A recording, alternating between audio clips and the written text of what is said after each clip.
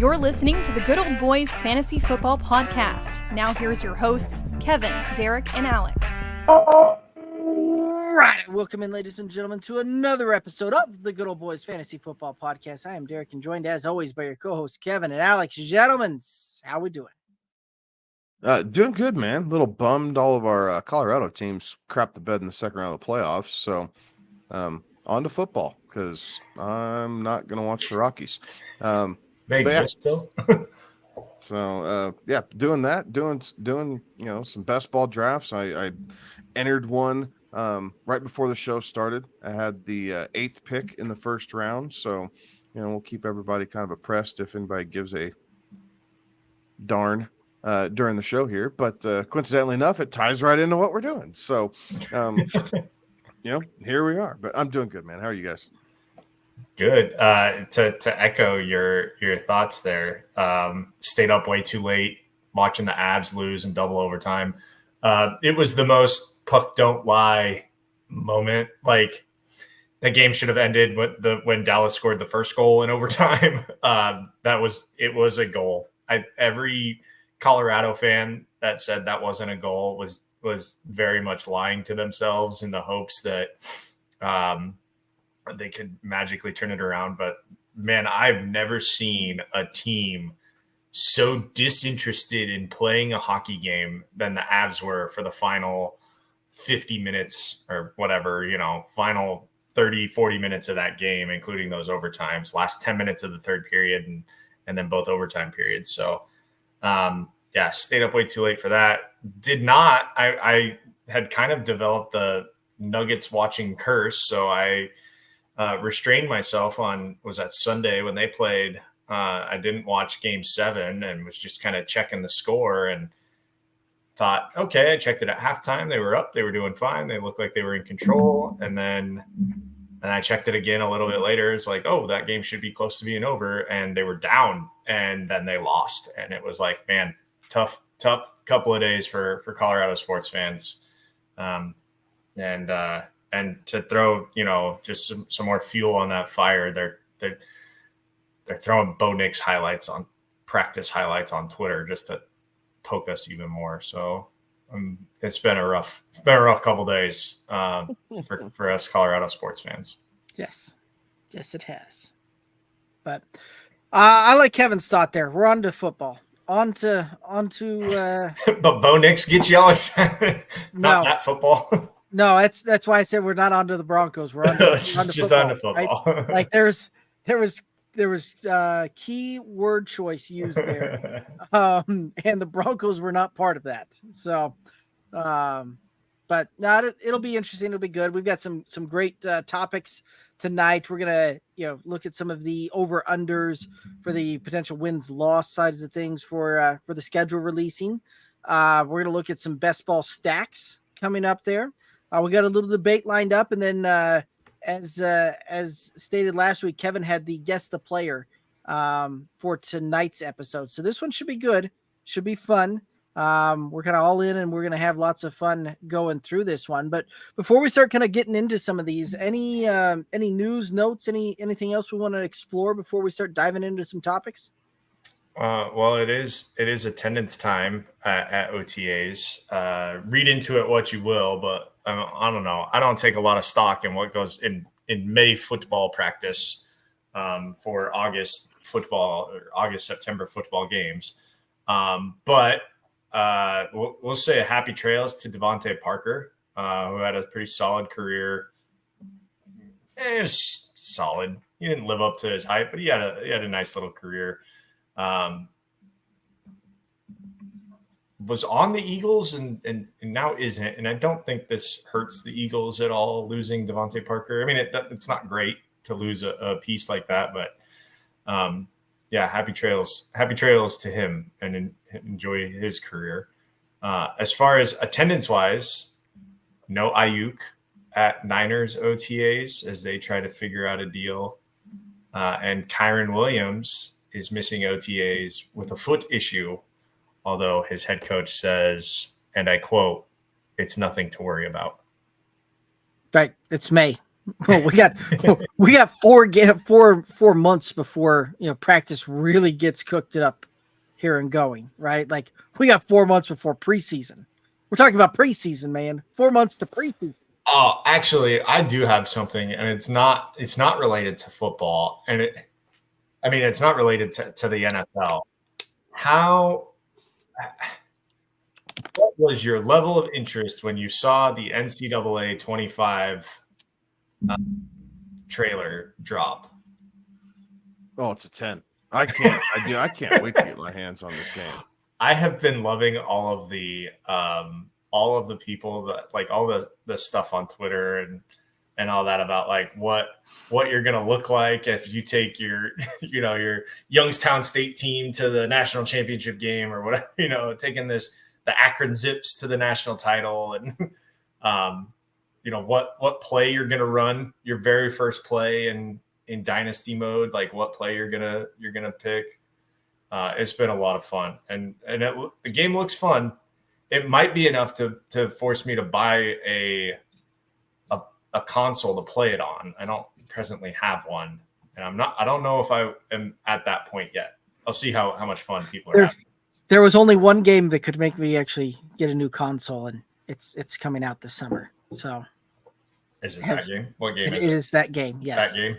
Yes. Yeah, I'm debating whether I'm sticking with what I have or if I'm upgrading everything all at once. Here's the problem. We all got adult money at this point, so they're gonna get us. I mean, that was the thing back in the day. That was if I was sitting down in front of a video game console, that was the game that was playing 99% of the time. Yeah, I do miss playing NCAA football. That was so much fun. That was such a fun game. Yes, absolutely. So, all right, well, sorry, derail us there for a little bit. I just remember seeing that trailer come out, and it's like, oh. Yeah, I could care less about the trailer. Just bring out the game. Let's go. Get you the game. Yeah. I don't need the hype. I just could show me the smoke to show me the fire. Let's go. That's right. Let's go. All righty. Any other thoughts, news notes before we start diving into teams and the over/under thought process here and kind of options out there? I think my only thought is the reason, or part of the reason, at least for me specifically, that I don't really care about these players missing OTAs is so much of it's tied into contract and guaranteed money, right? And the roster bonus and how that works out. That a lot of guys, if they have a lot of guaranteed money for making the roster and they know they're in a good spot, and they're going to sit it out. Like, it's not worth the injury. It's not worth something like that could jeopardize literally millions of dollars for some of these players that we're hearing about. So it's no big deal. Jefferson wasn't there. Ayuk wasn't there. Sutton hadn't been at Broncos. Like, it's no big deal. Yeah. It's when minicamp rolls around. That's when you start to get a little nervous. Yeah, I can see that. And certainly when camp itself opens up and they're not there, then you start to look at things. Oh, damn it. Who'd you miss out on? I missed the adding Pitts to my Atlanta stack. I was 2 picks away. Darn. It's all right. That does happen. Alrighty. Well, let's go ahead and hop in here and start kind of looking, right? We had the schedule release, and last week we talked about some of the matchups that we were excited to see and some of the ones that we were kind of licking our chops for, all that kind of good stuff. But the schedule is released. Now we kind of see the nuts and bolts on how that plays out and how the roster strengths plays into it, where these matchups are truly kind of falling there. So any thoughts here about somebody that kind of jumps off the page immediately after kind of seeing that where there's some potential value for some over/under type of season win totals here? Well, okay, so I'm looking at BetMGM.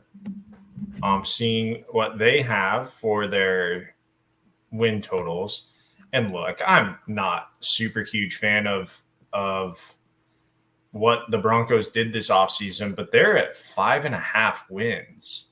And I recall us a couple weeks ago saying, without having seen a schedule, without, just knowing what they have in terms of what their roster looked like 2 weeks ago after the draft, that we were all still okay thinking that 8 wins was going to be a thing, right? Like 7, 8 wins was probably going to be a thing. So to have the Broncos down there at 5.5, that's the first one that jumps off to me. Like it feels like that number is quite low, and I would take that over. As far as anything that I'm seeing that would be, I think I'd also have to lean to the over 6.5 for Washington. I feel like that's not all that unobtainable for them to get that high. I think the Ravens 11.5 might be a touch too aggressive. So I think I would be on the underside on that. Is there anything that you guys are seeing that is jumping off the page? The Pittsburgh Steelers, 8.5. Man, I don't know what to make. Of Pittsburgh. The back end of their schedule. Oh yeah. All 6 divisional games plus the Chiefs and Eagles. Right. You're going to know what they are at that point, right? Like first 10, 11 games of the season, you're going to know if they're going to get to 8.5 wins, because they're pretty much going to have to knock it out in the first 11 weeks. Right. Well, and that kind of begs the question too, right? Like, well, it kind of begs the question as far as, right, Tomlin has had this amazing win streak and has never had a losing season in his tenure as a head coach. And I think we're 17 seasons into that. Does it finally come to an end here in the 18th season? And at this point, with the 8.5 win total, like the folks at Vegas don't even know which way to go on this one. I think just looking at this schedule, I think he catches teams. So I think, I don't know. It's hard to say he's not going to win. They're not going to finish with a winning record because, like you said, Derek, he that's all he's done. It's all he's done as a head coach is finish with a winning record. I think he catches teams at good spots that they probably can do it. Look, they get the Falcons week 1. I think that's a coin flip, right? What are the Falcons going to be? What are the Steelers going to be? I think that's a coin flip. You get the Broncos week 2. What are the Broncos going to be early on? I trust having a quarterback that's had more than a professional start to go into Denver and win a game. You get the Chargers early. Will the Chargers have an identity at that point under Harbaugh? Will that be a thing? You get the Colts. What's Anthony Richardson going to look like in week 4? Cowboys is tough. At Las Vegas, winnable game. Will Aaron Rodgers still be playing with the Jets on Sunday night? You get the Giants and the Commanders with not great rosters. Commanders, will Jaden Daniels be a thing at that point in the season? And then the back half of that schedule is terrible. But I feel like there's winnable games early, and then you just have to scratch out, 2 or 3 of the last 6. Yeah. 7. See, and I guess for the Steelers specific, I don't see how, and not that they can't, but I really feel like they're going to come into Denver, and Denver's just going to be so juiced to stick it to Russ. They're going to be so juiced to stick it to Russ, right? And not that Tomlin's not a very good coach and will have a solid game plan, I'm sure. We'll probably see a lot of Najee Harris that game, just because the Broncos got to show that they can stop the run before teams, believe it. But I'm not going to say the Broncos are going to be headhunting, but I do think that there's players in that locker room who did not care for Russell Wilson very much. And, this is the move they made. Here we go. And there's going to be players out to kind of prove something that game. And it's their home opener, right? The Broncos have a ridiculous home opener record here over the last 13 seasons. I believe they're 10-2, something like that. Like, it is very, very hard to come in to Denver early in the season when you still have the heat of September. You're at altitude when you're not used to, you're still getting your conditioning underneath you and perform well. So that one, I'm leaning towards Denver. But I don't know. I think you guys kind of touched on the interesting ones, right? Like, everything else, I'm kind of looking at it like, it's about right. I mean, Vegas does a good job, right? That's what they're there for. I'm like, okay, I see that. Yeah, it might have been a game, half game high, half game low, but nothing that I felt was crazy value necessarily outside of some of the ones that you guys listed. Fair enough. It's very interesting when you're looking at some of these things and how they're kind of going through there and how some of these things are playing out. When you're looking at it, a lot of teams that they've got kind of grouped in there at 6.5 win total. Some of the teams they've grouped in there at about 8.5 win totals. Very, very interesting. There, right? Like, Carolina was one that they opened with an over under of 1. Like, if you could have gotten the open on that one, and just taking the over, you probably felt pretty good about that one. But I mean, but you thought they would have more than 1 last year too. Fair.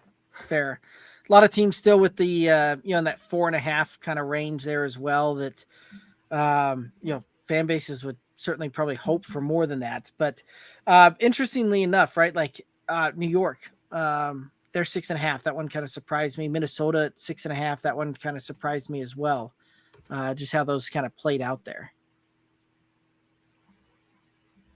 But the Patriots at 5.5 is interesting. That's intriguing to me. It's just no love for rookie quarterback, right? Right. Until you kind of see what they can do. Right. There's no love for a rookie quarterback, but again, I think, and this is me projecting. Like, I have to get used to the fact that Bill Belichick is no longer coaching for the Patriots, because that's basically all I've known. Right. This is Bill Belichick coaching the Patriots. So, like, that's going to be a big change for me. Just like we were talking with Mike Tomlin. Like, I know Bill Cowher coached the Steelers, but like, for the better part of my adult life, it's been Mike Tomlin that's been the head coach of the Steelers. Right. I lost you guys. But likewise, that's what it's been with Belichick, is that it's been him, and that we know what the what the Patriots were going to be because of that. And well, now we don't have that. So like, that's going to take some getting used to figure out what that team is going to look like and be. Yeah. Well, it's funny that you bring up the Steelers side of things there. Mike Tomlin and the Steelers have had 3 coaches since 1969. Like, they're the one organization that manages just they hire coaching. The Broncos had 3 in 9 months. Like, yeah, you're not wrong. You're not wrong. And that used to be the franchise that was a poster of stability, much like the Steelers. But right. Yeah, not so much. But any other thoughts here as far as potential value for win-loss and kind of the early looking at it? Anything else kind of stand out there as far as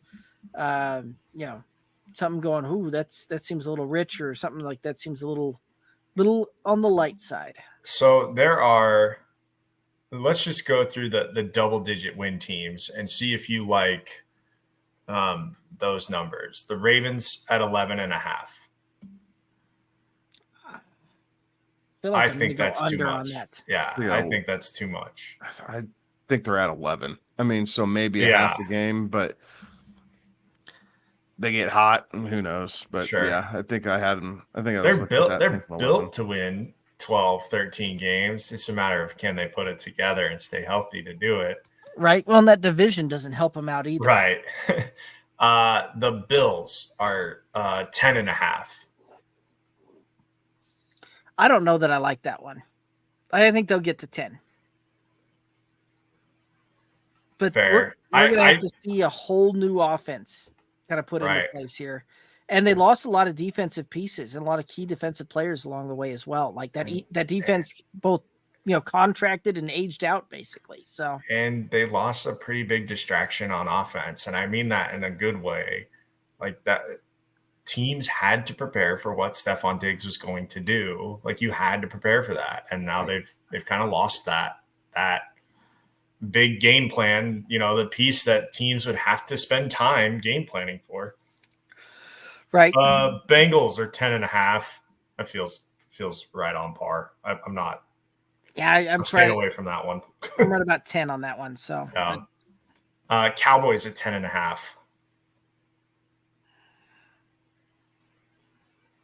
I like the Cowboys in the regular season. I don't like them in the playoffs. Yeah, I think they'll get to 11. They'll get to 11.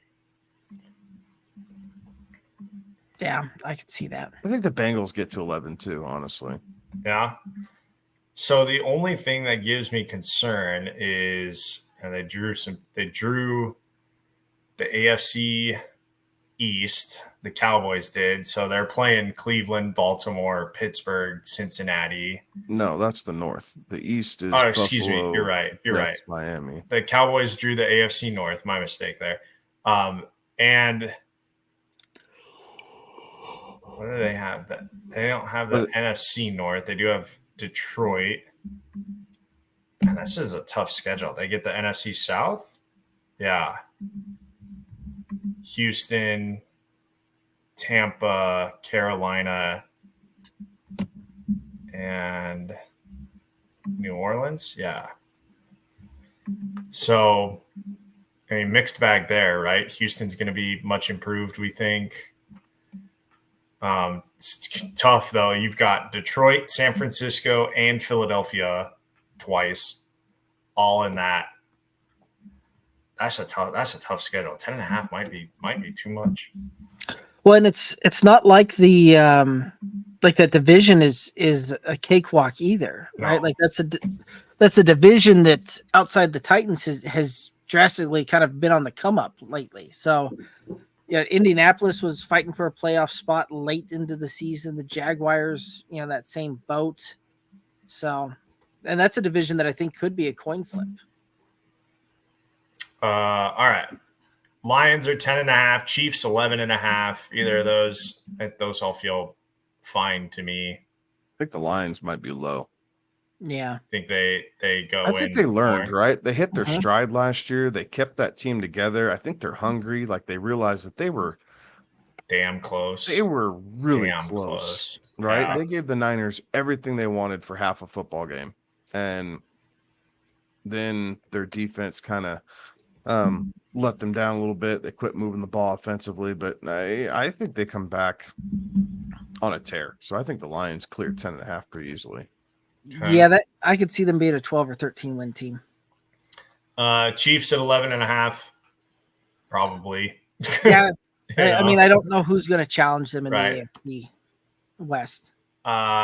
Eagles at 10.5. Something's got to give there, right? Can't have. I mean, you can, but like to have the Cowboys and the Eagles at 10.5 wins, like something's going to give there. Well, these are two teams that the last couple of seasons have come down to the point where we're talking week 16, 17, and they're still fighting it out for the division. Right.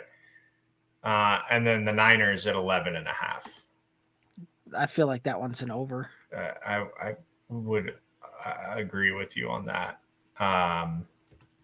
the West is not what it used to be. No. Remember when how many years ago was that when I said I think all 4 of the NFC West teams could make the playoffs? 2 or 3. And it was close, but it didn't happen. No, it was about 2-3 years ago.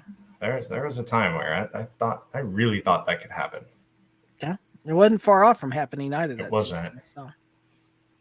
Alrighty, guys. So let's go ahead and head on over into some best ball and we'll deal with some stacking there.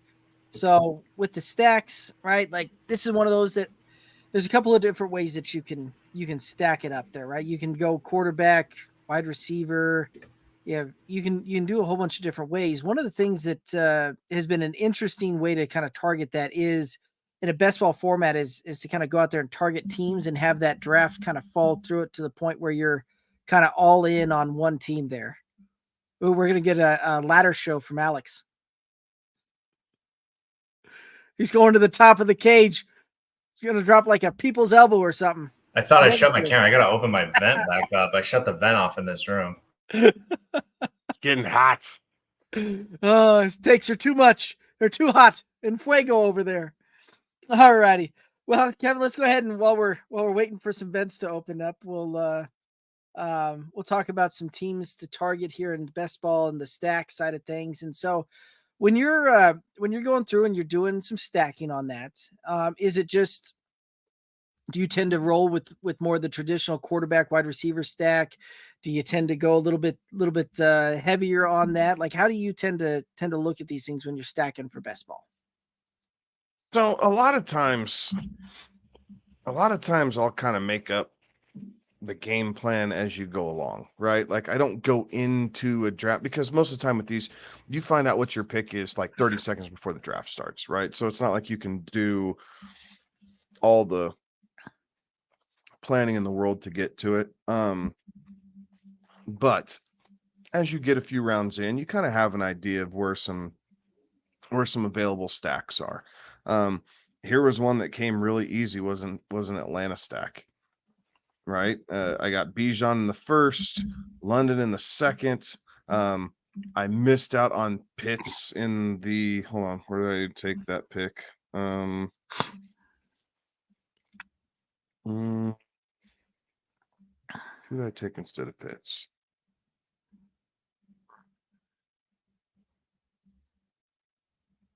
Took Kamara. So I took Kamara. Was that right? I'll have to go back and look. Missed out on Pitts by 2 picks.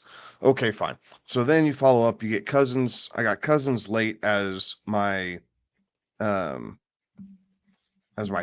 quarterback because I could not turn down the Dak and Purdy kind of pairing, and then I grabbed Cousins to kind of finish the Atlanta stack. But that one kind of worked naturally. Honestly, if you can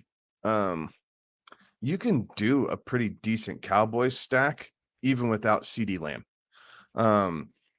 You can grab Dak, Ferguson, Cooks, and Zeke if you wanted to do something like that. Let's see what else I have. I have a couple minis here on this team. Let's see what else we're looking at. A Houston stack is possible depending on where your quarterback run is, right? Like you could go Nico if you're late in the second. You could go Nico followed up with Stroud in the third, and then Mixon in the fourth or fifth, kind of depending on where that is. Same thing with Diggs. If you'd rather have Diggs than Nico, like you can do that. And then later on, you can grab Schultz too. And those are all natural stacks, right? Where you're not necessarily forcing a whole hell of a lot. Another one that works out pretty well is the Raiders. You can get your hands on Devontae Adams and Jacoby Myers and Zeus at running back. And then you don't even have to touch the quarterback. You just have all the skill position players, right? You can grab Brock, right? If you want Brock in there too. You can do that with the Raiders. Yeah. And again, extremely natural. You're not forcing any of that. They're all spread out enough that they naturally kind of fall in. The Packers kind of have an interesting one. And the Packers, the cool thing about that is as long as you're spreading it out with your non-Packers picks, that's spread out all over the board because they have so many young receivers. So yeah, you get to grab Jacobs, you grab Love, and then it's all sorts of spread out. So that's kind of nice to do something with the Packers. Yeah. The Chiefs is possible, but it's not always fun. Like Chief stacks are kind of hard, honestly, these days, just because Mahomes is nice and you just let him feed into it. But you can get Mahomes, Pacheco, and then fall into like a Hollywood Brown, right? If you don't want to go the Rashee Rice route, you can get Kelsey in there, and it's not gonna hurt anything.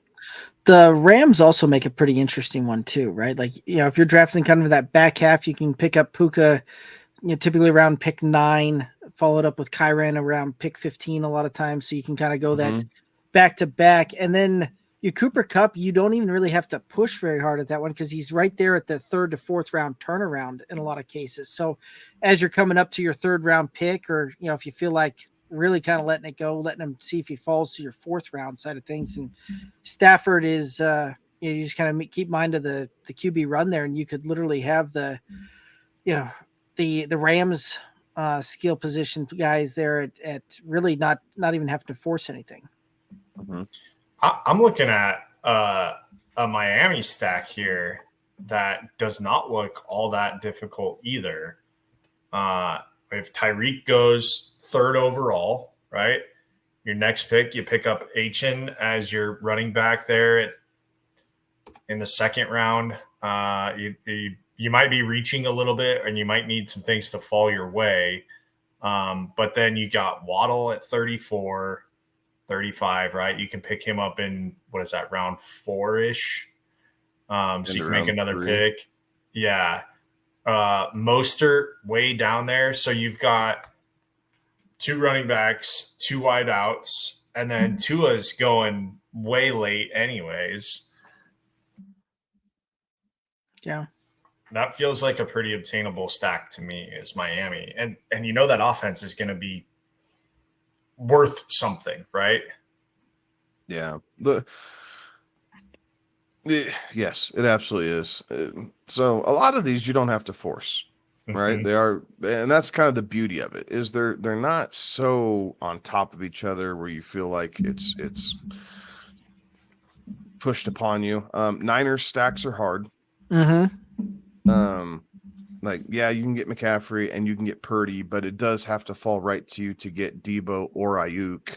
And then you can get Kittle. That one's fairly easy. But then what do you do after that, right? So you're sitting there with 3.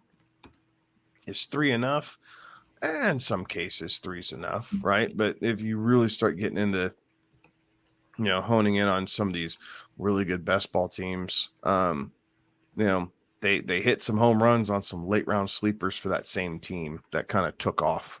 So you gotta have 1 or 2 of those in mind as well. So the Niners are a little tough. The Seahawks are easy, but it's not sexy. Like, I don't think the Seahawks are a best ball. Like, it's not, I don't feel like they put enough points up consistently, but you could get the Seahawks done and grab DK. And really, if you played it out, you could get DK, Jackson Smith and Jigba and Tyler Lockett and Geno. Like, right. You could grab all that. And in between, you could grab Walker or Charbonnet. Right? So that's what's kind of crazy about the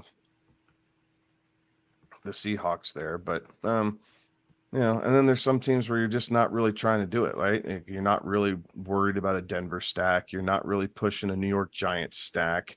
The Jets are a little bit harder because of where Brees and Garrett Wilson are going, right? And to really make that stack worthwhile, you would need both, and Rodgers is kind of the 3 that you would need there. But you could go Brees, you could go Mike Williams, and you could go Rodgers if you really wanted a Jets stack, and see how that kind of plays in for you.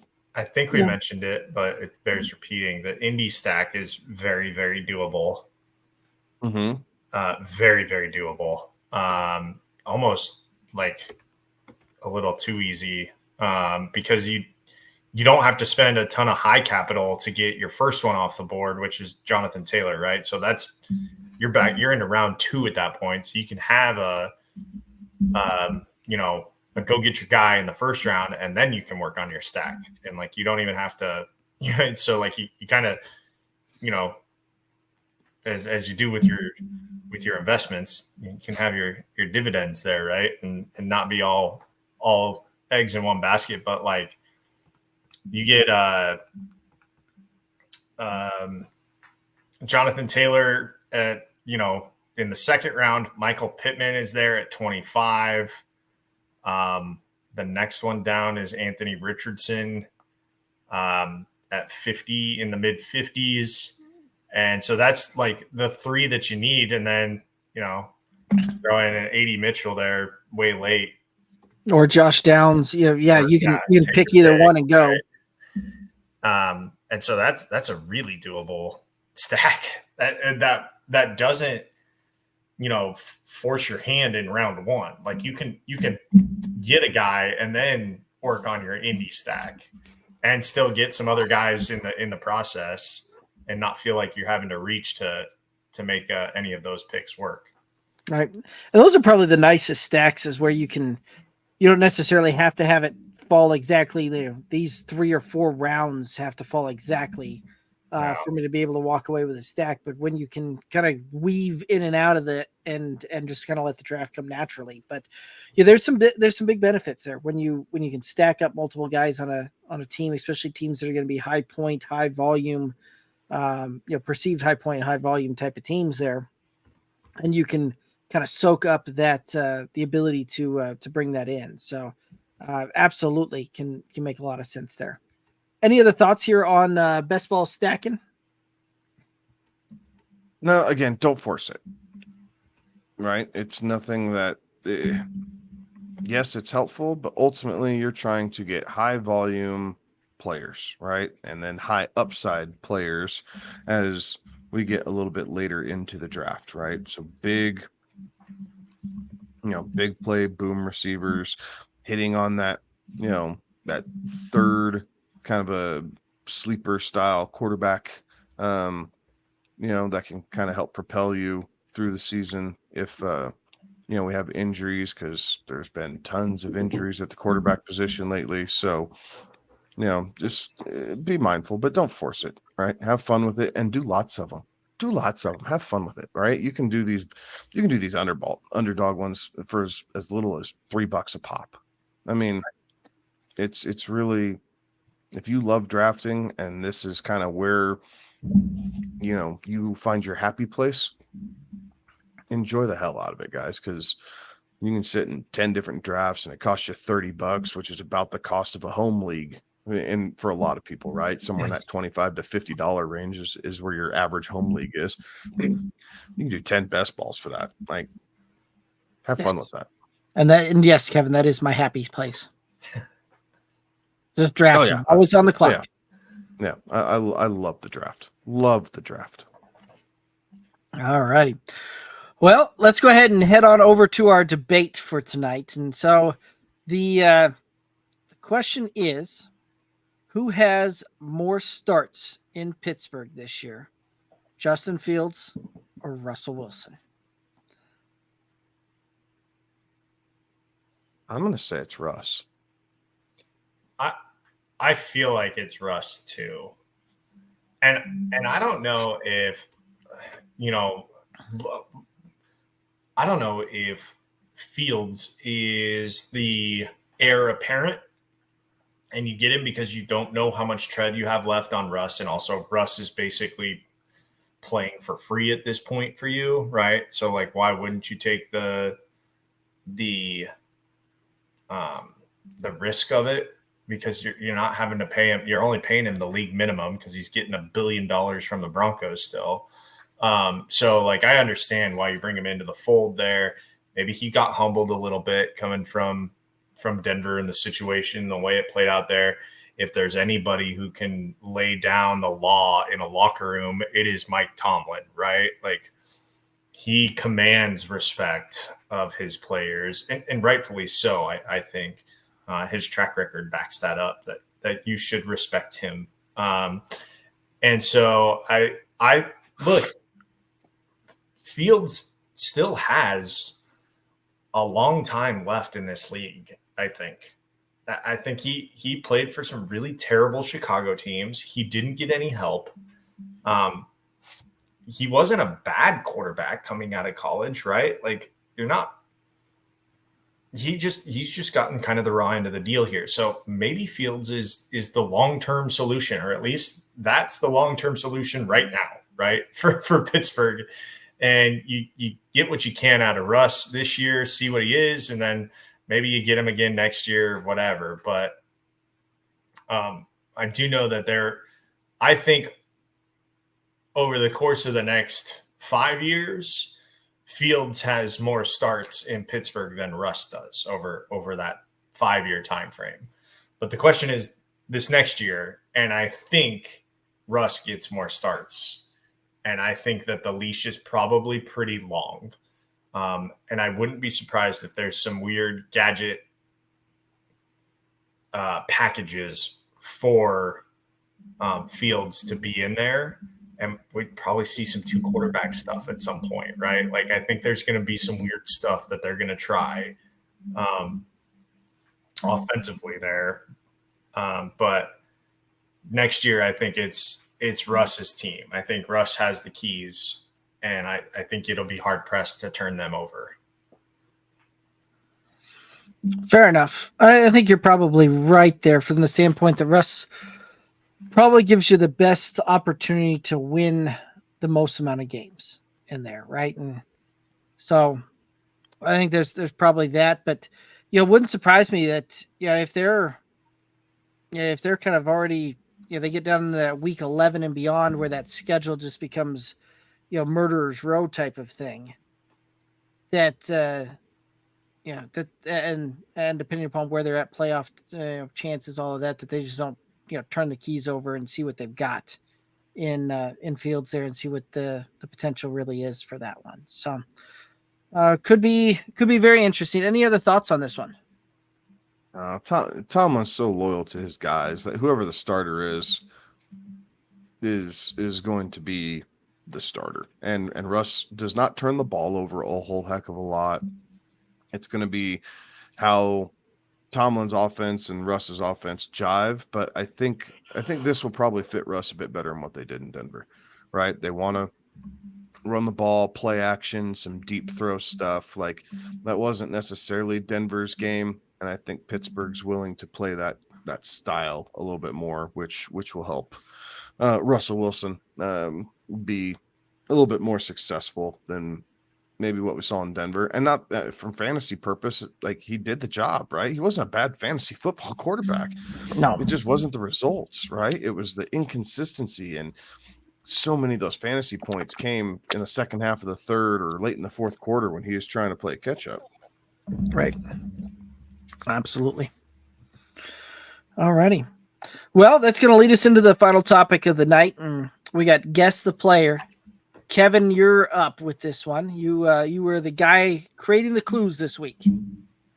Yeah, give me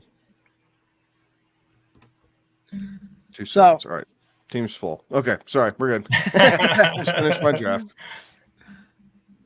Okay, so for Guess the Player, clue number 1. This player had 1,101 all-purpose yards with a 76% snap share. That's insanely high.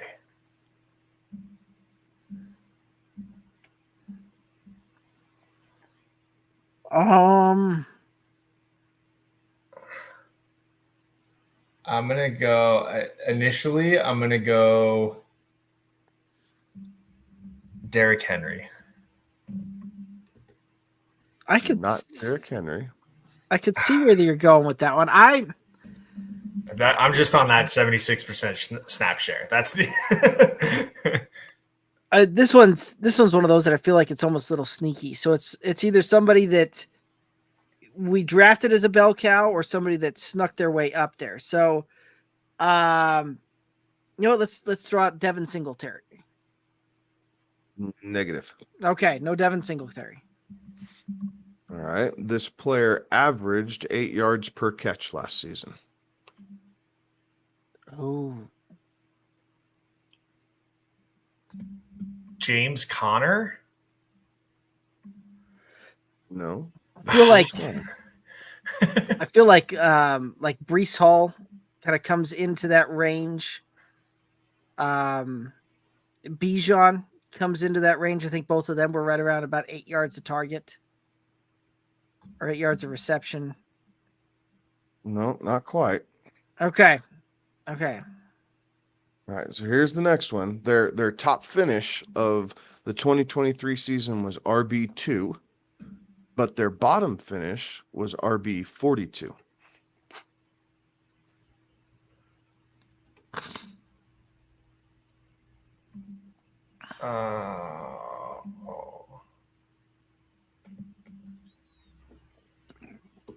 Saquon. Jonathan Taylor.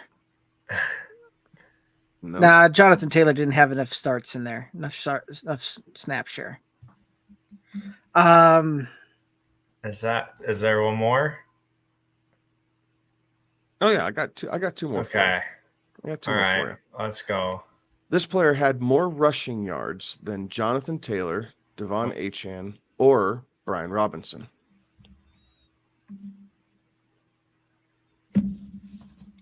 Can I have David Montgomery?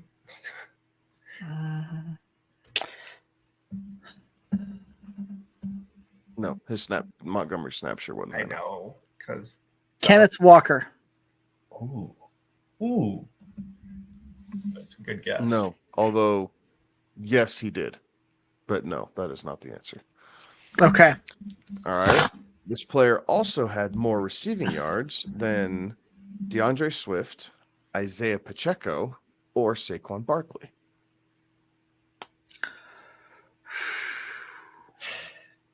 I'll take, for my final guess,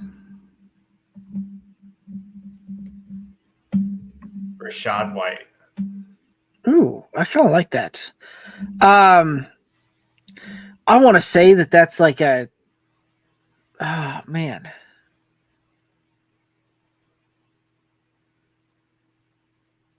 I'm gonna go with like ETN as my last guess. Not quite. Your mystery man is Josh Jacobs. Oh, He had 1,100 yards last year. Wow. All purpose. 1,100 all purpose. Yeah. And did damage. I forget that they had quarterback woes there. And like 805 rushing and 296 receiving. Josh Jacobs, who we're going to have to get used to seeing in green. Right. I guess he plays well in that offense, by the way. I just didn't think that he'd got that much snaps since he missed some time last year. 76%. And we saw so much Zeus down the stretch. Like that one did not jog the mind there. All right, Kevin, well done. Well done. You tricked us. Tricked us the whole way through. That was good. So far we are 0 for 2 on this. I get it next week? Which means Alex has it next week. The foreshadowing was so good that Alex. Do I have to pick a certain position group? Nope. Perfect. Nope. So, guess the player, and we'll. You kind of saw how Kevin rock and rolled it that week, and you can't use Adam Thielen, and you can't use Josh Jacobs. Yep, those are the two players. No repeats. Do they have to be an active player? Can I take a stat from the 2004 season? No. 2020. They had to have been an active fantasy player last year. All right. Okay. All right. I like the deal. I like the game. Which means that Alex's all of his clues are going to point to Devontae Parker. Since we saw Alex's head off to Devontae Parker, that'll be fresh in his mind. I'm sure that's where he'll go. There was another. Odell Beckham for 200. Oh. But yeah. So it's a good fun job, Kevin. Exercise. Good job. Right? So, all right, lots of fun. Right around the edge right there. I was like, man. I was like, ew. I was like, I felt like we were right there and just couldn't quite pin it down there. Look, you guys Jacobs danced jumped all the into way my around head, it. but I thought he had more all-purpose yards. It was that number that got me, that sent me away from him, right? That number sent me away from him. I thought he had more all-purpose yards than that. Everything else totally makes sense. Yeah, the snap share is what got me. I thought he had a lower snap share than 76%. So that was that number's per sleeper. So fair enough. If we need to fact check, that's who we need to fact check. But that snap share percentage was per sleeper. No, I can see it kind of looking at his games there. A lot of 80s, 73, 70, 84. Like there's a lot of snaps in there. So I'll take it. I just didn't think it was. I thought he missed more time than he did apparently. So I like it. That was a good one. Alrighty. Well, that's kind of all the topics we got tonight. Any other thoughts here that we want to? Any other rabbit holes we want to chase before we call it a night? I am good. I've done enough hunting for rabbits. You order your copy of NCAA football today. There you go. Not a sponsor, but if you want to be, you know where it's going to cost me. Oh yeah, it's going to cost me a boatload too, because I'm going to need to get a console to play it on. I don't have one of those, so that's going to be the tricky so you can part get it for your PC. Yeah, right. I've never tried to play one of those games on my PC. Like I have not. I don't you just know get a controller and you can call it a day. Right? Just Bluetooth it in. Yeah, they have the controllers. Looks just like the game consoles these days. So I'd like for them. I don't think they're going to release it on the Switch because that's the console that I have. No, this is for. It is rated E for everybody, but it is it ain't rated E for everybody who's got a Switch. That's. I don't think Nintendo went for the licensing. I got Derek all choked up here. Oh, you had me rolling there. Anymore, and you'd had to pick me off the floor. So, alrighty. Well, guys, that's gonna do it for us tonight, and we'll be back next week. Got another guest your player, and we got some more fun in store for you. So make sure you're tuning in. But guys, any final thoughts out there for the viewers and listeners? No, enjoy the rest of the playoffs, right? NBA, NHL. You know, if you guys are looking for something to watch, I know Alex will tout the racing leagues here. It's a good race weekend. It's a good race weekend. Everything's coming up, but happy Memorial Day to everybody. So hopefully you're able to spend some time with friends and family. Y'all be safe, and we will catch you here next Tuesday. Yeah, it's going to be a good weekend. The NHL playoffs still have some intrigue, even though our beloved Avalanche are no longer in it. Of the four teams remaining, I think the team that has most recently won the Cup was Dallas in 1999. So we're looking at a team who's going to end a quarter of a century or more drought winning a Stanley Cup. So there's still some intrigue there with the four teams that are left. NBA obviously is new blood as well, with the Nuggets not being able to repeat. And yeah, this weekend, just a big one. You got Monaco Grand Prix, 8500, Coke 600. Should be a lot of fun if you are into loud engines that make things on four wheels go fast. Are you taking Dallas and Minnesota or the field? I like the field. I think the Eastern Conference still has some things to say. Yeah. I'm the biggest Pacers fan in the world right now. Like I would agree with you. I was all about Minnesota walking through the West, like whoever came out of that series, until the last 30 seconds of Game 7, and I lost a lot of respect for how Minnesota handled themselves. So, yes, they won. Congratulations.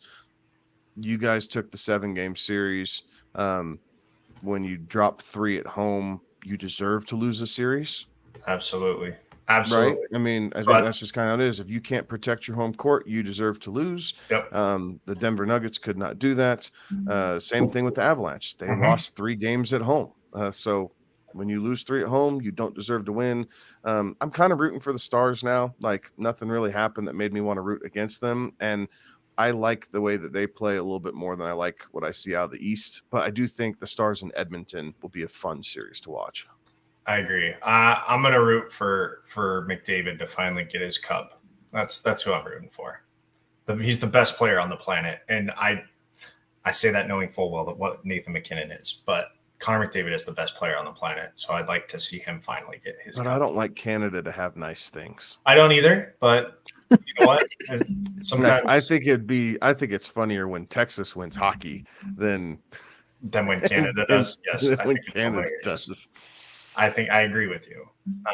Also, it's be like London winning an NBA championship. Like it's still 4 major markets in the NHL: New York, Miami, right? Not a huge hockey market, but still a major market that does get behind their team this time of year. Dallas, big market, and Edmonton is going to carry the flag for Canada, right? So like, there's still a rooting interest for Canada. So that's pretty big. This is a pretty big deal for the NHL. This should be a good ratings for them. Oh yeah, their ratings are. They're probably not going to beat the NBA's, but as far as market draws, they have better markets going into their semifinals than the NBA does because Minneapolis and Indianapolis do not quite carry the torch. And then you've got Boston and Dallas and those other ones. So yeah. So, but I mean, hell, Boston might do it. But I mean, the Pacers gave them hell tonight and just fell short in overtime. They had that lead and gave it up in the last 6 seconds. That's the way it goes. All right, there's your rabbit hole, Derek. I digress. All right. Well, that's gonna do it for us. Thanks for tuning in, everybody. Make sure that you come back next week where we're going through and diving down even more rabbit holes, and we'll have some fun doing some guess the player stuff as well. So that's gonna do it for us tonight. He's Kevin. He's Alex. I'm Derek. Have a good one. Be safe. Toodaloos.